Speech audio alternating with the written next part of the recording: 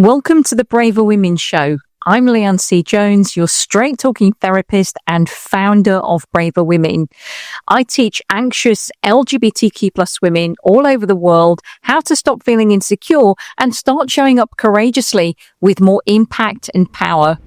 Every episode is packed with proven, actionable strategies, lived experiences, and of course, my no-nonsense insights, so you can stop letting your emotions run the show and finally feel in control. And if you're tired of struggling with anxiety, self-doubt, unresolved trauma that's affecting your life and your relationships, or feeling like you're not enough, you don't have to figure it out alone.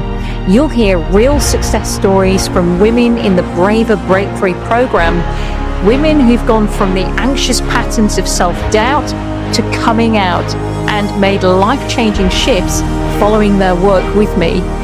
Inauthenticity is like choosing to breathe through a straw rather than breathing freely. Those words are absolutely incredible, aren't they? They completely stopped me in my tracks, and they came from a hugely inspirational client who I've had the honor of working with. In this episode, I'm joined by Amanda, a courageous and thoughtful, deeply honest gay woman from North America who's completed her Braver Women journey with me. And today, she's here to share her story with you. Amanda opens up about how she's broken free from the grip of stress, anxiety, and people-pleasing. It's not been an easy journey for her. She also talks about how she's unpicked the storylines that once kept her boxed in by other people's opinions and expectations, and how she stopped chasing her worth through overworking, through perfectionism, and trying to earn acceptance. Like so many other LGBTQ plus women, Amanda was existing, not living, but that's not where her story ends.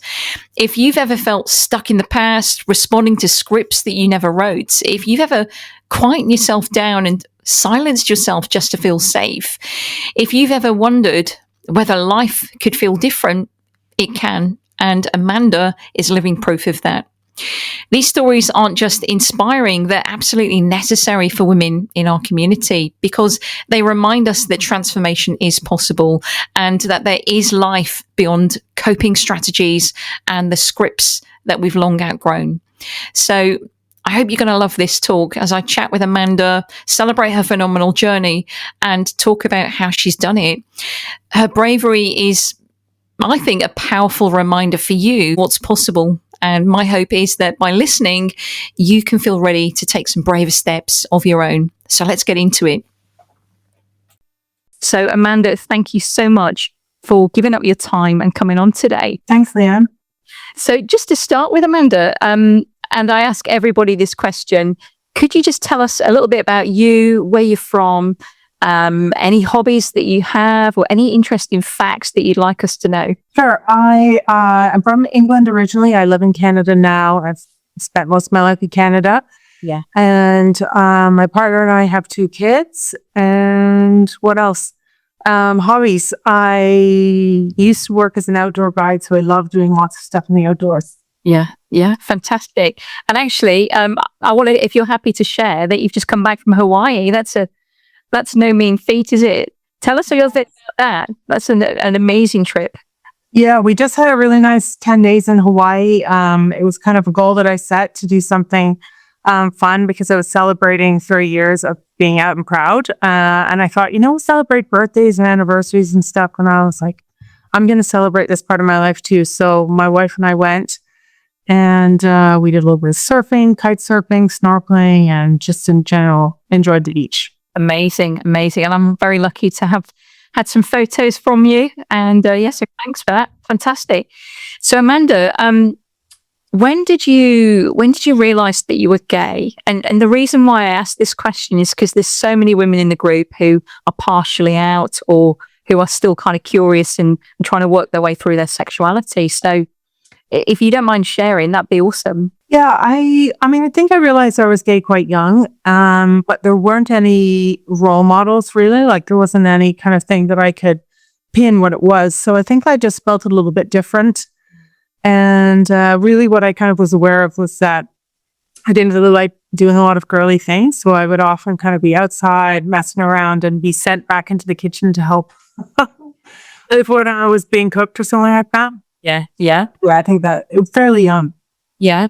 And so, when you say you felt different, what was that like?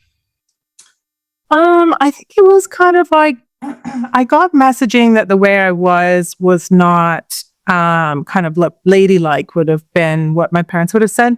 Yeah. I was kind of maybe loud. I was kind of the one organizing all the other kids. Was the first one up a tree, that type of thing.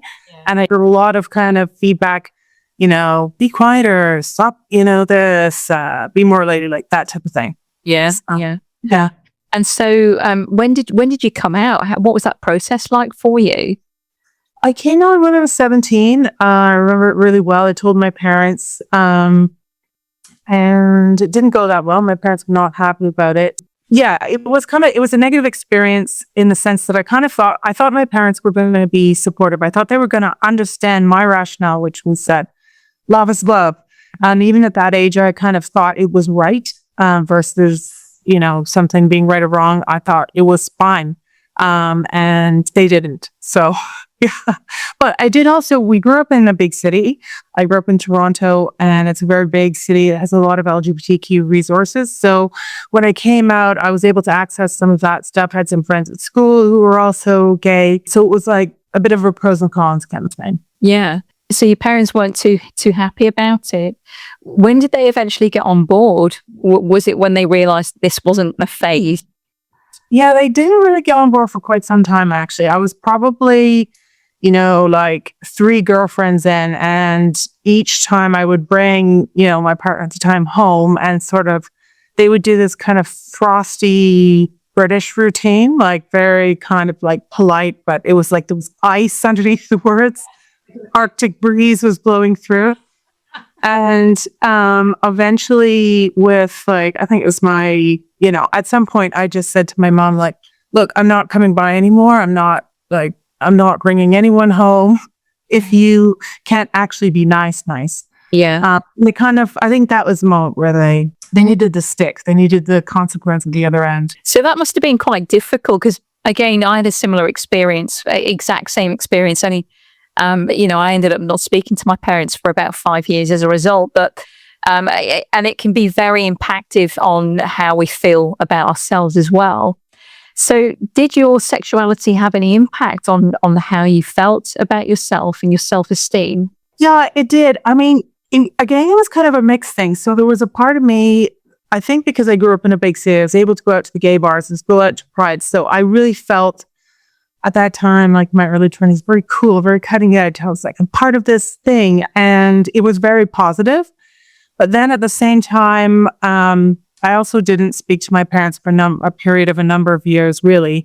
Mm. And I mean, like maybe once or twice a year. And they spent a lot of time trying to convince me that, the choice to be out, it's not a choice, but the choice I was making would have really negative consequences for my life. They told me I'd be lonely and people didn't like people like me. And so it was almost like two things at the same time. And at times, like the support of the community could counterbalance that. Yeah. But at other times, like my parents' voice in my head, I know now that it really affected me, even though like what I would have shown them was like, piss off kind of thing.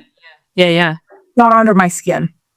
And so when you drip fed messages like that from key figures and important caregivers in your life, it can really start to have an effect at a subconscious level. When was it that you started to notice that you were becoming affected by anxiety and problematic emotions? Well, I mean, around that time in my early 20s was kind of a time where I wouldn't have labeled it as anxiety. I would have said I'm a high stress person or something like that. I had no idea. Yeah. And I didn't access any kind of real resources to help me. But looking back, that is when it was. And I was kind of estranged from my parents. I was trying to make my way in the world and figure out who I was. And there was a lot of kind of turmoil around that. And the other thing that was happening was in Canada. Canada at the time was in the process of legalizing same-sex marriage.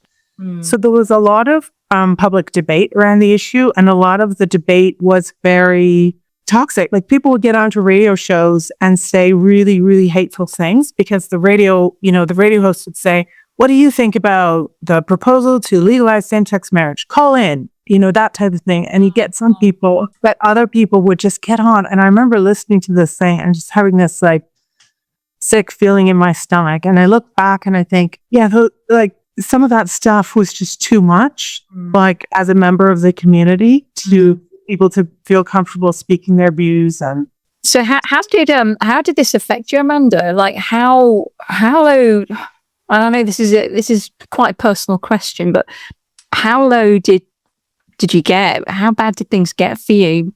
I mean, like on the outside, the thing with me is on the outside, it looked like probably pretty okay. Like I have a sort of thing where it looks like I'm okay. Nothing really gets to me. I kind of like soldiered through. I didn't really need anything from anyone else. I didn't really ask for help and I didn't really trust anyone to give me help. So on that level, it was okay. And I managed, I finished a degree, I got a job, that sort of thing. But on another level, like I went for a period of drinking too much alcohol. And then I went through a period of exercising way, way, way too much and following that with alcohol. Because it made me feel better about my day. Yeah. So again, it's like I made it through, but the worst out. So you almost felt like an island. You became an island, became very solo, very resourceful with your coping mechanisms. How did that affect the relationships around you? What were you noticing that was happening in your life as a result of this? Well, one thing that I noticed was like it has a negative impact on kind of like close relationships or and definitely partnerships. Like it's still very challenging for me to trust people. I don't default towards thinking people are trustworthy. I default towards thinking someone either wants something from me or they're an asshole. So I have to, if I notice I'm doing that, I remind myself like, no, most people aren't, I talk myself through it, but yeah. And that was something that we uncovered during our coaching, wasn't it? And I think there was a massive light bulb moment to the quality of relationships that you were forming because of this mindset, wasn't there? Absolutely. Yeah. If you think of, so you had those types of habits, drinking, over exercising, not trusting people. Do you think this was linked to how you felt about yourself and the messages that you'd received about your sexuality? This had contributed to this anxious pattern and this mistrust that you had? I definitely do. I mean, again, at the time, I would not have thought that, but looking back now, I do. After having done coaching with you, I can see like, I didn't feel good about myself. Even like what I had done was I took the messages and I put them inside, but then I just wore a suit of armor every single day. And the suit of armor said, you're not going to get to me.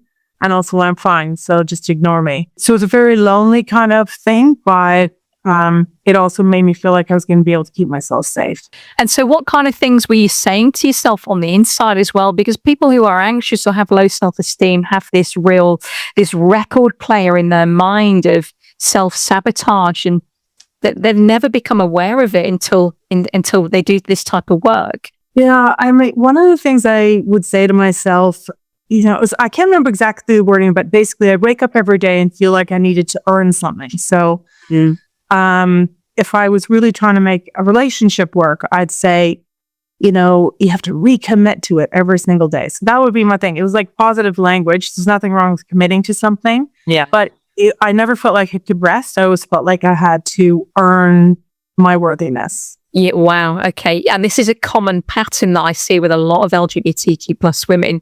That and perfectionism is another thing. And I hope you don't mind me obviously bringing this up, but it was something that, again, that was brought to the surface, wasn't it? Talk to us about that. But I was just going to say, the funny thing about perfectionism is, in a session you said to me, are you a perfectionist? And I thought to myself, like, oh, absolutely not. Like, look behind me, look at my desk. It's not completely neat. You know what I mean? So in that thing where I can think of myself as a perfectionist because my life I didn't see as perfect. Right.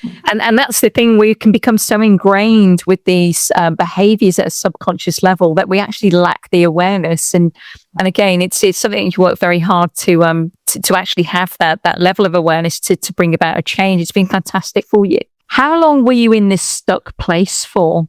Oh my gosh, like 20 years. Right. Yeah, And so this had become like a normal routine, the habit for you, hadn't it?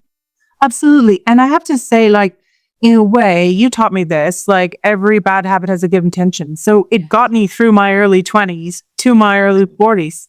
So I appreciate that because right now, I have a job, I like have a partner, I have 2 kids. So I have a lot to be grateful for. Yeah. But I did get to that point where I thought like some of these habits aren't serving me and I can do more with my life if I put myself into a box to keep myself safe in a word that wasn't always safe for me. Yeah. And when, you outgrow the box or whatever. The positive intention for you with all of these behaviors and self-sabotaging thoughts was ultimately to keep you safe, wasn't it? Mm-hmm. So you say that you felt like you were in a box.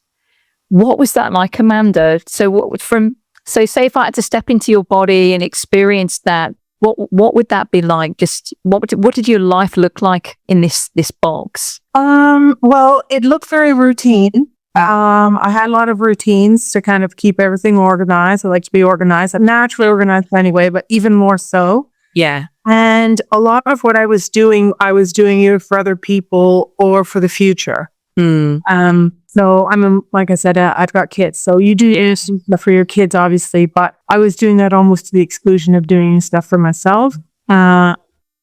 And I also had a job that was quite routine and wasn't kind of mentally stimulating for me. And another great moment I had with you in coaching was that you said to me, like, boredom can also lead to anxiety. And, if you're bored, you're not doing stuff that's interesting to you or kind of challenges you, you're not going to be happy. And so, oh, okay. Yeah. Yeah. Absolutely. Because boredom can actually feed that self-sabotage because then you know where you want to be, but you feel stuck.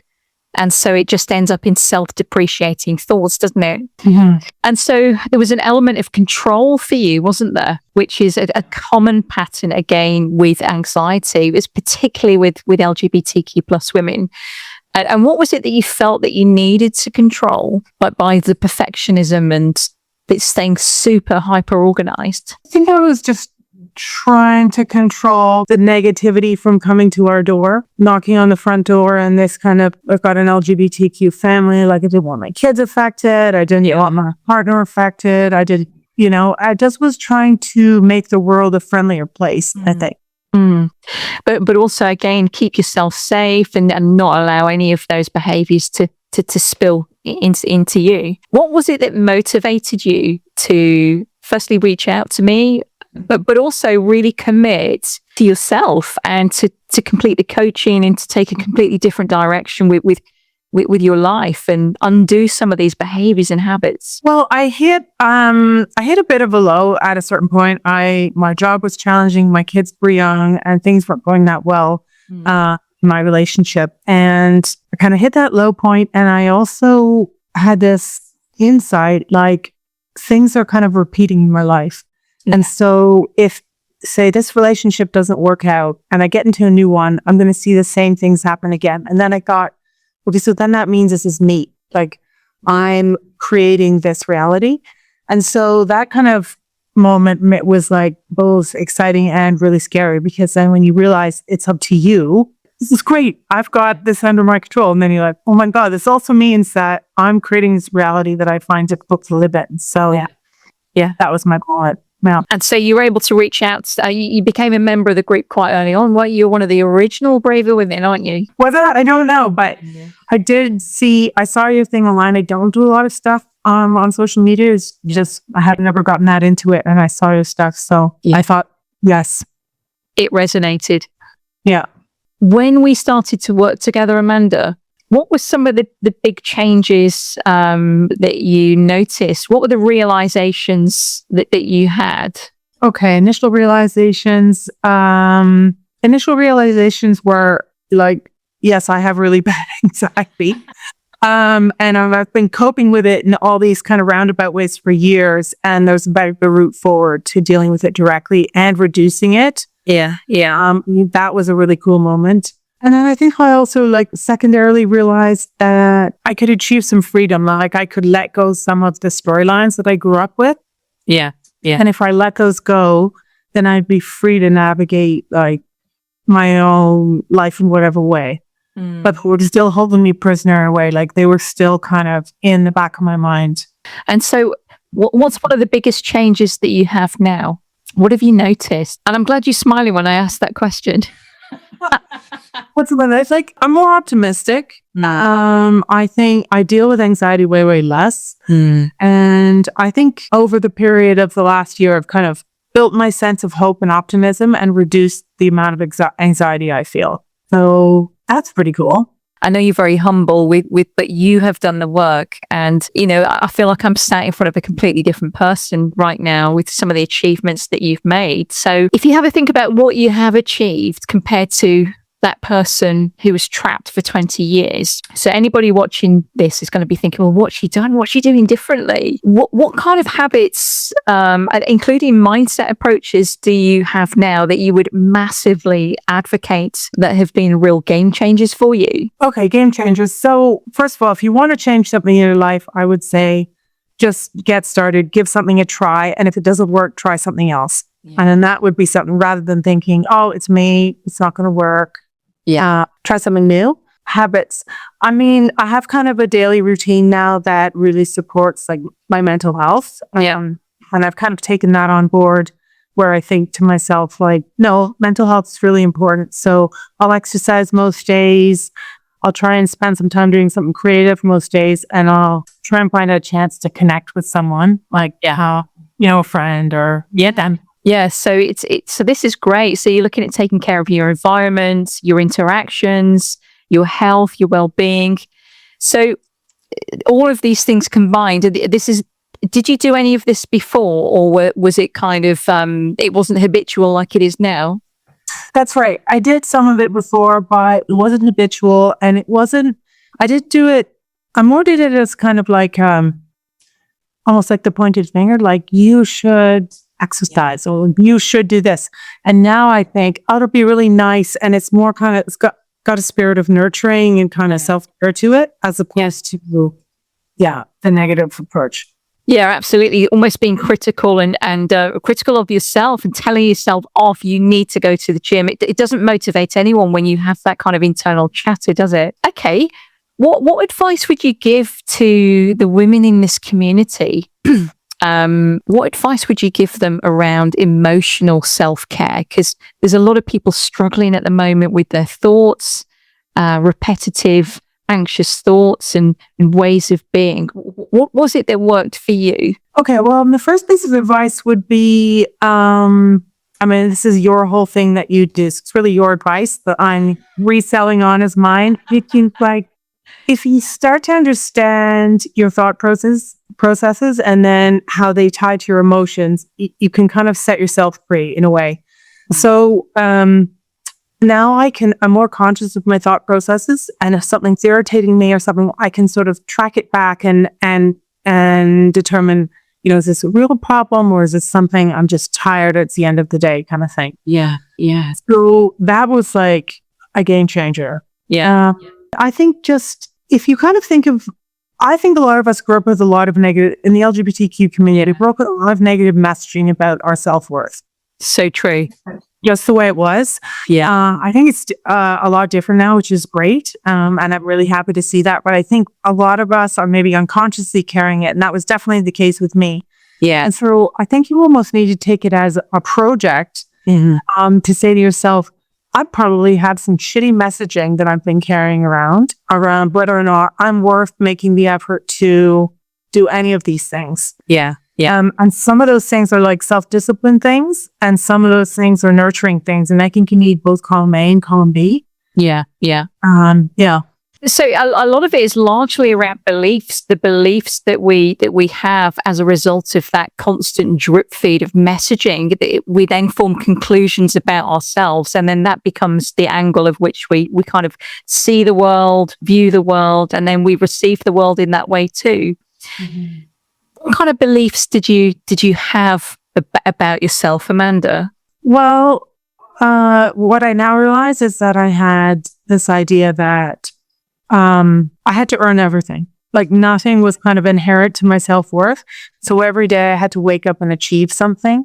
And that became very insidious for me because I did achieve things. And then when you say achieve something in the workplace, you get a promotion, you do get positive feedback, and that is good.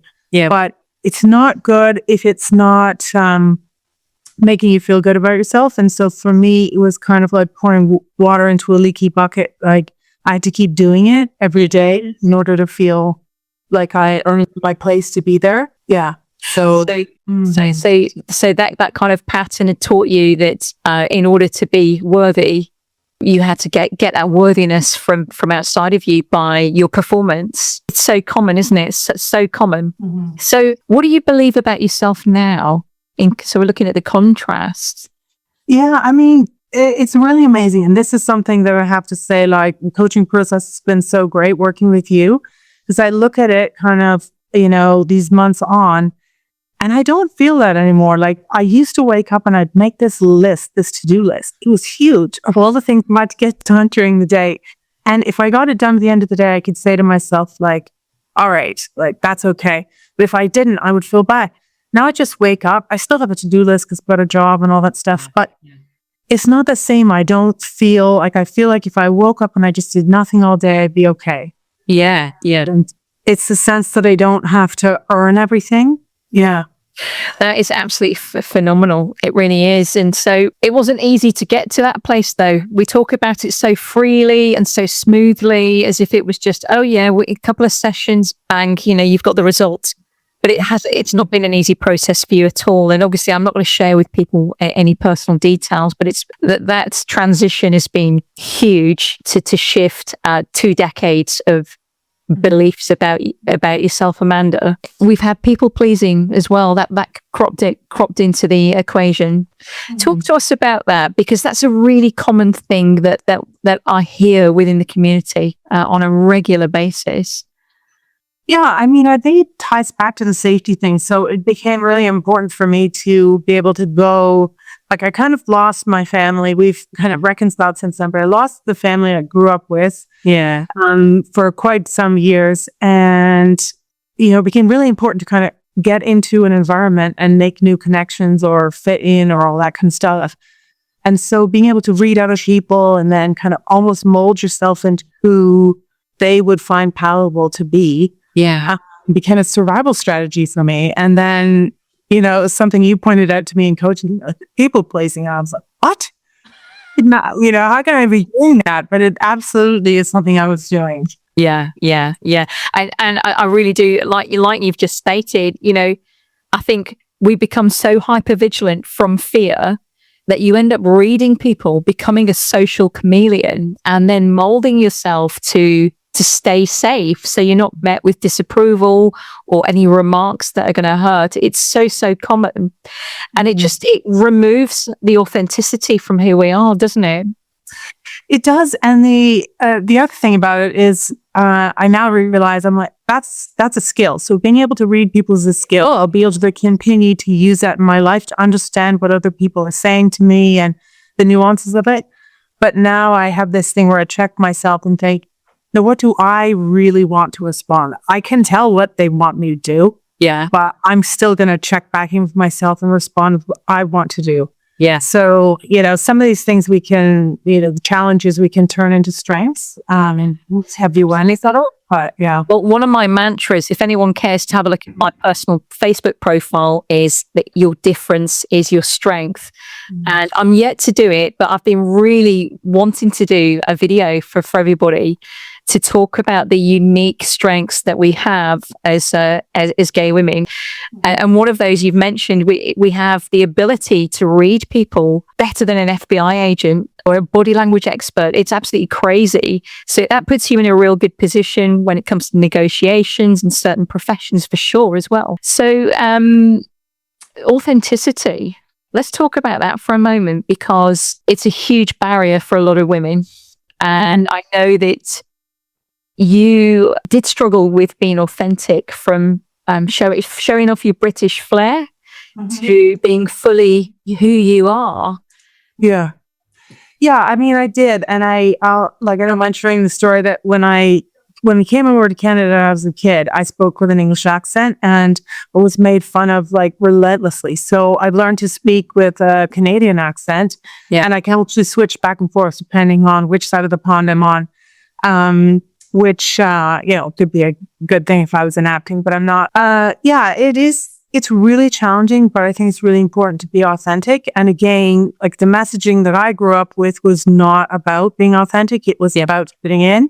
Yeah. And, but for me now, I liken it to kind of like breathing freely or breathing through a straw. Like you could breathe through a straw and get by, but, you're restricted, you're kind of constricted. And I take my freedom to be authentic very, very seriously. And older members of the queer community that are friends of mine and stuff like that, I mean, their challenges were even more than mine were. And I can see the impact that, it has on people. So I think being authentic is really important. But I also, when I speak about it, I always kind of put it into context because not everyone has the freedom that I do to kind of go into my workplace and be out and proud and friends from my community. But everyone deserves it. Everyone should have it. But not everyone has. Sure. Absolutely. What a great analogy. You've taught me something on this interview tonight. That's yours now, Leanne. You can use it. Thank you. Inauthenticity is like breathing through a straw compared to breathing freely. That's so impactful, isn't it? And it reminds me of something. I have something, a similar analogy. I think I may have used this when I talked to you about people pleasing. When we people please, and when we go into a room, we may as well ask people for permission to breathe. Mm-hmm, mm-hmm. It's no different, is it? It's absolutely amazing. So, what kind of tips would you give anyone for better authenticity, to be more of themselves? I would just say wherever possible, where you can make a choice to be authentically you, do it. Just take your space in the world and just remind yourself that you're worth it. Despite the messaging that a lot of us grew up with, it's said you're not as good as, or your relationship is not as important. If you come across that, just like label it for what it is and move on. Just being yourself, like wherever possible. That's my advice. Great advice, brilliant advice, and it's something that I would absolutely advocate for sure. It really is. And so, thinking about the new you, Amanda, you've come through a period of coaching that's not been an easy process. So we've talked about your realizations. What have your family and close friends noticed about you since we've worked together? Well, it's interesting. What I realized is not everyone wants you to be more authentic and more yourself. I think some people, it suited them just fine. The people pleasing, all that stuff. So not everyone has been super thrilled with me, like bringing, more of me to the table. Okay. Because I'm more straightforward and more likely to say no. So, but the people who are great people in your life, like they're going to support you. And so, for example, my wife has said, I always wished you would tell me more of what you're feeling. Now I finally get what's going on in your head. And it's funny because I don't really think of myself as being that different. Yeah. I can always keep it. I had all those same feelings. Like, yeah. I was holding them all inside, and now I'm letting more of them out. And letting her be part of that. So she really appreciates me. So how does that feel compared to living in a box? It feels great. And it feels, it's also much less tiring because you're not thinking your thought and then deciding whether you're going to say it or not. It's more fluid. You just like, say this, unless it's rude, then I won't. But, it's, yeah. And what you've got 2 boys, right? Yeah. What have they noticed? I mean, they haven't said too much, but I think they find me more fun and more relaxed. About things that don't really matter. Yeah. And so if you think about your life and all the adversity that you've come through and the fact that you've completely redesigned your life from working with me, thinking back to all of that, who's your biggest inspiration? Who's been your biggest inspiration or your biggest role model that has really kind of defined how you've lived your life? I have to say, I don't have any one single person, but I draw a lot of inspiration from, my friends, and I have some chosen family in the LGBTQ community. Yeah. And people who are living their life authentically and kind of choosing the path less traveled and just like doing them instead of doing what their expectations are. Yeah. I get inspiration from those people daily. And I also think that some of the stuff that's going on now around gender, around kind of not saying you have to have a binary, people who are dressing kind of in an authentic way that just suits them. Yeah. I'm inspired by those people as well, because it's the most clearest representation of them saying, I'm just going to be me and this is how it looks. Yeah. So I don't have any one in particular, but I think people who are living outside the box and doing their thing, I draw inspiration from them. Yeah, absolutely. Can you imagine if everybody was just super solo, just doing their thing rather than following the crowd? We'd live in a completely different world, wouldn't we? Mm-hmm, mm-hmm. And it's so much more exciting and interesting and inspiring to see that, because people are really doing them instead of repackaging a message that they heard somewhere else. Yeah. And I think, not just the queer community, but I think every part of society that is different to mainstream can teach mainstream society so much more about authenticity and living freely and just being true to who you are. It's just a shame that there's so many people within our community that just have that innate fear that just keeps them trapped, and it must be so difficult. Mm-hmm.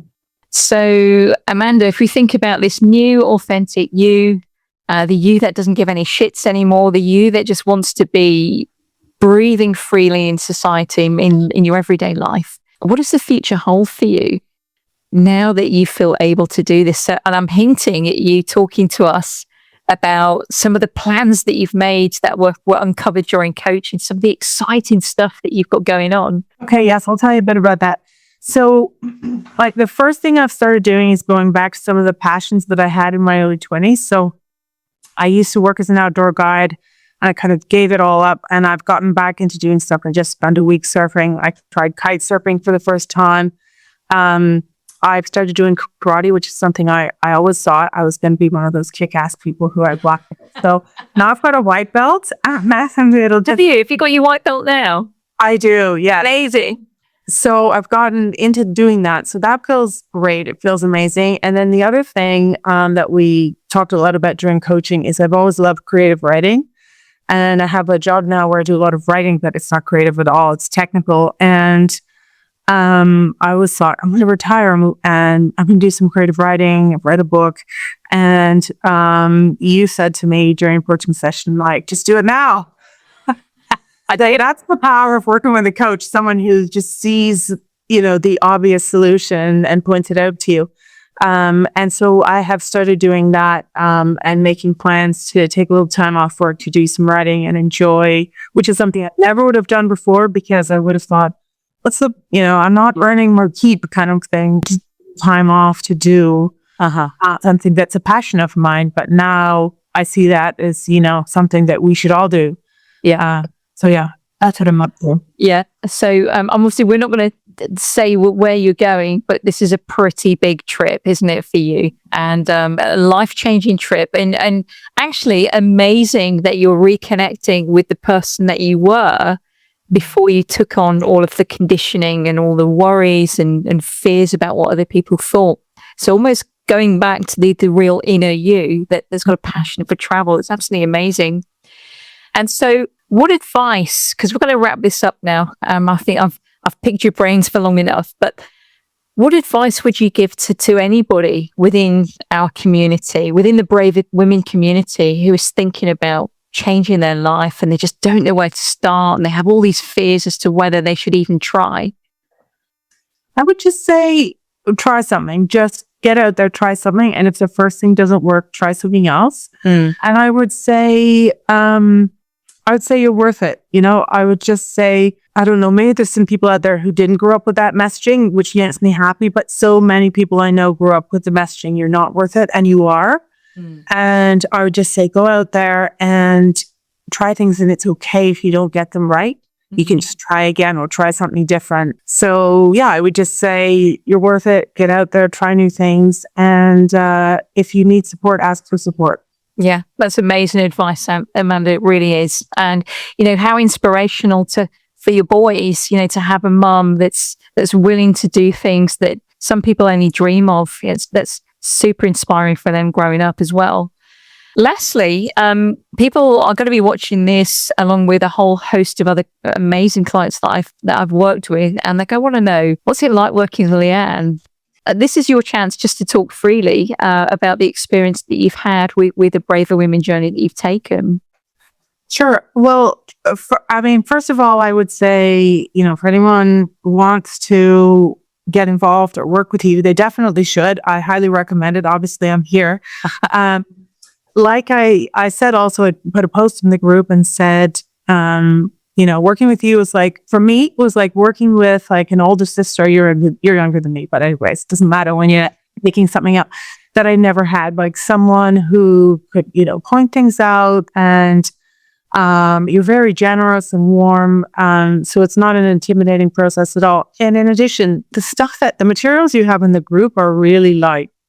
They're outstanding. You could be paying, a lot of money for those materials in a book, and they're all there in a Facebook group because, my read is that you care about this and you're committed to it as an issue, as a personal issue, and it's a passion project for you. So I think, the community is lucky to have this. And so if it resonates with people, I would say get involved.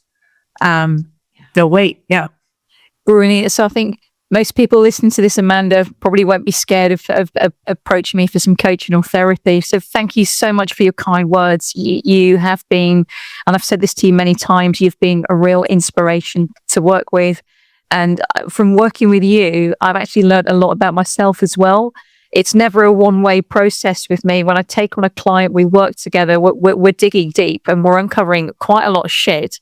And actually, that process is a meeting of two minds, and I've thoroughly enjoyed working with you and seeing all the progress that you've made, all the personal achievements, but also seeing a smile on your face more frequently than I did when we first started, and that is magical because you've got so much to offer the world, and you've kept yourself hidden for so long.